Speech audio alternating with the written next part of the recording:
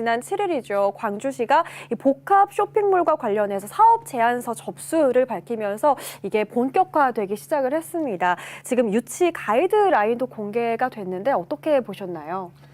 제가 이해한 바로는 이제 그동안 이제 소문으로만 돌고 있었던 유통 대기업들에게 이제 제안서를 제출해 봐라 이런 이제 신호를 준 것이고요. 네. 뭐 사람들이 특히 이제 관심 가졌던 것은 이제 일각에서 민관 협의체 구성에 대해서 좀 우려를 표명했습니다. 그러니까 이제 이라고 하는 영역이 특히 이제 소상공인들과 또 시민단체들이 이 협의체에 들어와서 혹시라도 이번 복합 쇼핑몰 유치를 방해하는 것은 아닌가 하는 이런 우려들이 있었는데 구에서는 민간협의체를 구성하지 않겠다고 밝혔고 오히려 시의 담당 부처와 해당 지역의 구청이 협의체를 구성해서 제안서가 들어오면 신속하게 공개적으로 심사해서 빨리빨리 이제 속도를 낼 수 있도록 하겠다 이런 입장을 밝혔습니다. 그리고 물론 이제 모든 사람들이 우려하듯이 기존의 상인들과의 상생 문제도 풀기는 풀어야 되지만 네. 그것은 이제 법적으로 이제 지정되어 있는 방식으로 풀 것이고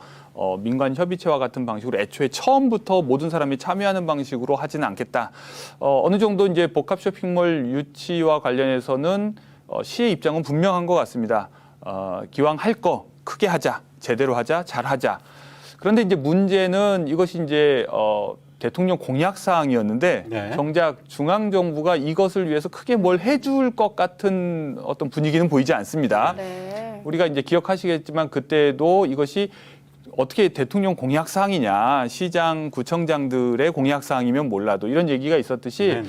이 국가 예산을 지원받기 위해서는 뭔가 사업의 규모나 이걸 키워야 되는데 그것도 이제 앞으로 어떻게 광주시가 지혜롭게 풀어나갈지 한번 지켜봐야 될 것 같습니다. 네, 거기다가 이제 소상공인의 이제 권리도 잘 안정적으로 이제 보완이 돼야 될 것 같습니다. 자, 그리고 이제 복합 쇼핑몰 이야기는 이제 지역 경제지만 이제 우리가 어떤 광주시가 사업을 하기 위해서는 국비 예산이 굉장히 중요하지 않습니까?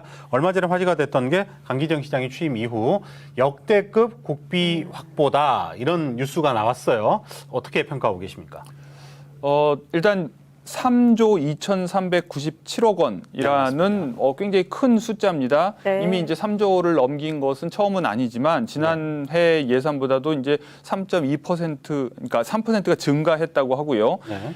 원래 이제 예산을 확보할 때는 이제 신청액을 좀 더 부풀리죠. 자녀들이 부모님에게 이제 용돈 달라고 할 때도 좀 더 많이 필요한 것처럼 얘기해야 이제 그거에 좀 더 가까운 액수를 받아낼 수 있듯이 네. 지방자치단체들도 다 국비 예산을 그렇게 이제 신청을 합니다. 그래서 깎일 것은 예상했지만 그거에 비해서는 꽤 많이 이제 확보를 한 것 같고요. 심지어 지금 더불어민주당이 이제 의회 안에서는 이제 다수당 아니겠습니까? 네. 그러다 보니까 예산 심의 과정에서 조금이라도 늘릴 수 있지 않을까 하는 기대들을 광주를 비롯해서 전남도 하고 있는 것 같습니다. 뭐 이렇게 내용별로 보면 사실 이제 그 대통령의 그 공약사항에 해당하는 사업이 선정이 된 부분이 많습니다. 예를 네. 들면 뭐 모빌리티 사업이라든지 반도체 사업이라든지 이런 사업들을 이제 광주시가 눈치껏 잘 이제 신청을 한 거죠. 예산 신청을. 그렇기 네네. 때문에 이제 중앙 정부에서도 당연히 대통령의 공약 사항이니까 예산 제안 신청을 받아주기가 훨씬 쉬웠던 것이고. 네. 그리고 지금 전체적으로 이제 윤석열 정부의 재정 운영 기조가 과거 이제 코로나 국면 때처럼 이제 확장 재정보다는 좀 더 건전 재정 쪽으로 가겠다고 밝힌 상황이고, 그래서 SOC 관련 예산을 10%나 줄였습니다. 그런데 그것에 비하면 이번에 광주가 확보한 예산에는 지하철 2호선 건설비라든지 그리고 이제 광주와 전남 간에 이제 연결되는 그 경전선 전철화 사업 예산이라든지 이런 SOC성 성격의 예산도 꽤 많이 확보가 됐기 때문에 네. 비교적 뭐랄까 선방했다. 그리고 이제 앞으로 예산 심의 과정에서 더 깎이거나 하지만 않도록 잘 지키고 오히려 더 늘릴 수 있다면 지역민들에게는 네. 도움이 되겠다. 그러나 중요한 것은 얼마나 많이 확보하느냐보다 얼마나 잘 쓰느냐일 테니까요. 이렇게 시가 얼마나 이제 앞으로 이 예산을 잘 쓰는지는 또 시의회가 또는 언론이 잘 감시하는 데 또 달려 있을 것 같습니다. 네. 지난해보다 940억 원 정도 와. 증액된 걸로 이제 나타나 있습니다. 네, 어떻게 잘 쓸 수 있을지는 지켜봐야겠지만 어쨌든 예산 부분에 있어서는 반가운 소식인 것 그럼요. 같습니다. 이 광주 정치권을 두고 또 한편으로는 혼란스러운 부분도 있는데요. 호남 몫의 지명직 최고위원 자리를 두고 박구용 교수가 당일 사퇴를 했습니다. 이후에 임선숙 변호사가 임명됐는데 지역민들이 기대하는 바가 큰 것 같습니다. 어떻게 보고 계신가요? 예, 이제 초반에 이제 박구영 교수가 지명이 되니까 너무나 참신해서 그 후에 이제 임선숙 변호사가 지명된 것은 덜 참신해 보이기까지 하는데요. 네. 두 분 다 뭐 지역에서 덕망 있는 분이었고 또 뭔가 지역을 대표하는 뭐 인물이라고 할 수 있죠.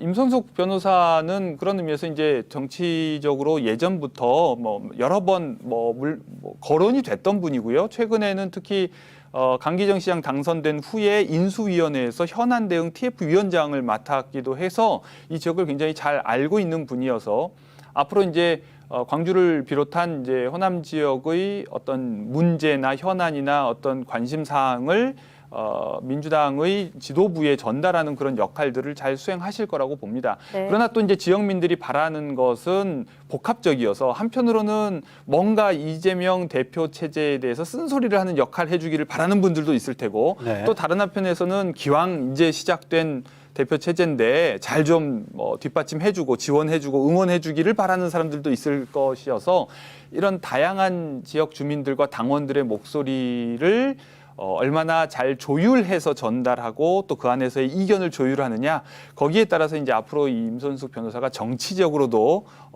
더 빛날 수 있을지 거기 달려 있을 것 같습니다. 네.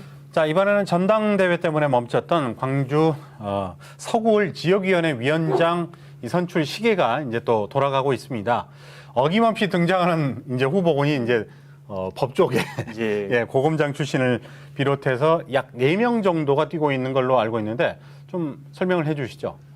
뭐 천정배 전 의원부터 시작해서 뭐 방금 거론하셨듯이 양부남 전 고검장이라든지 그리고 이제 이남재 전 광주시 정무수석 또 누가 있었죠? 제가 한 명 이름을 지금 또 김경만 지금 비례대표 현역 국회의원 뭐 이런 분들이 지금 거론이 되고 있습니다. 네, 지금 화면에 나오고 있죠. 그런데 네. 이제 중앙당에서 지금 이 지역의 지역위원장을 빨리 선출하려고 하는 의지가 있는지는 잘 모르겠는데 네. 오히려 저분들 중에 누군가가 약간은 조바심이 나 있어서 본인을 알리기 위해서 자꾸 이제 이 문제를 이제 언론을 통해서 자꾸 이슈로 만드는 것은 아닌가 이런 생각도 듭니다.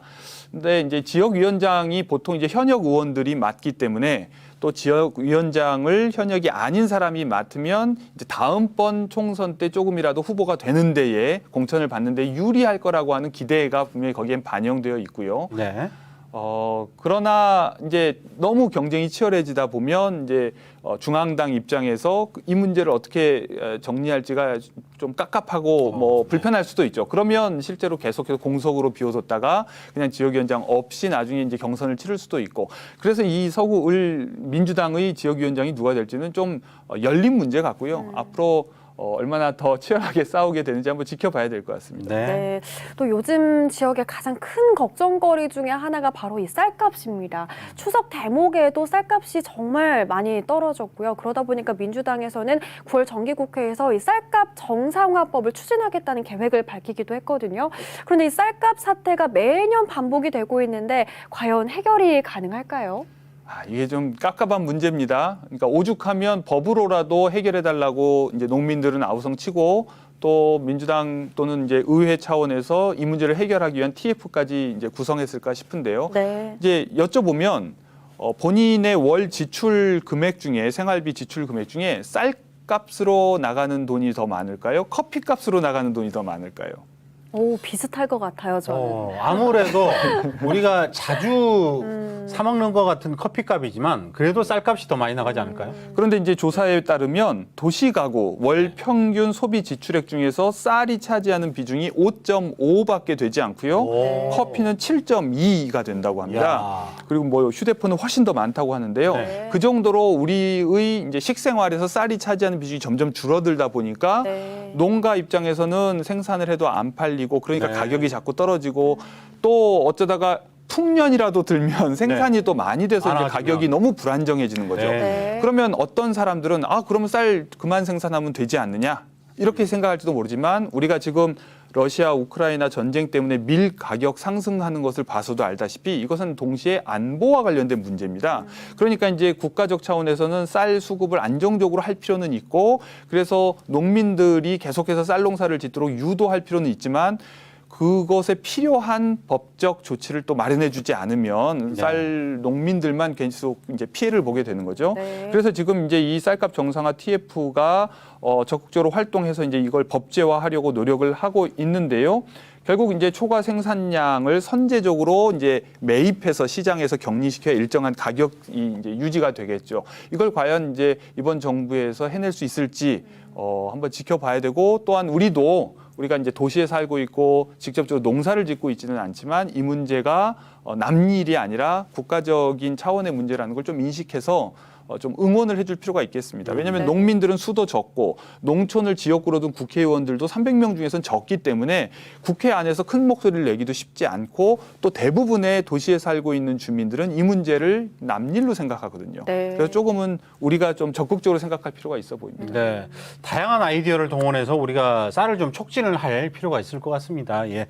자, 마지막으로 국민의힘이 지난 7일 정진석 국회 부위원장을 새로운 비상대책위원회에 추인을 했는데 이준석 전 대표랑 거의 앙숙이다 이런 말이 많아요. 이게 어떻게 해결해야 될까요? 저는 해결은 거의 어려울 것 같은데 네. 저는 이제 SNS를 잘 보지 않아서 이제 이분들 간의 설전을 직접 보지는 못했지만 보도된 것만 봐도 아주 살벌하더라고요. 그러니까 네. 이 두 분은 사실상 국민의힘에서 양립하기 어려운 두 입장이라고 생각이 됩니다. 네.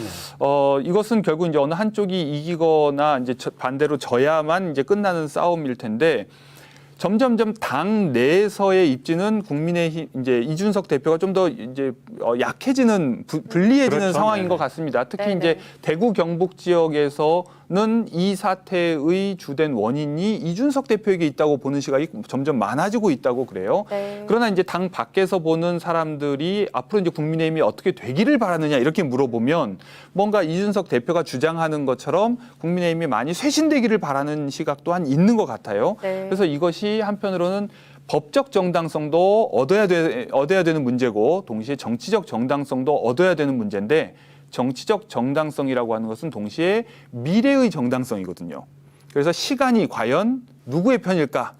이것이 이제 관건이고 앞으로 이제 법원 심리가 남아 있는데 이것이 원래 내일에서 또 28일로 연기가 돼서 당분간 비대위는 수명을 이어가겠지만 아주 굉장히 이제 위태로운 상황입니다. 네. 네. 아유, 네. 오늘 또 일타 강사 같은 정치 이야기 쉽게 네. 잘 들었습니다. 네, 오늘도 조선대학교 정치외교학과 공진성 교수와 함께 이야기 나눠봤습니다. 오늘 말씀도 너무 감사합니다. 네, 고맙습니다.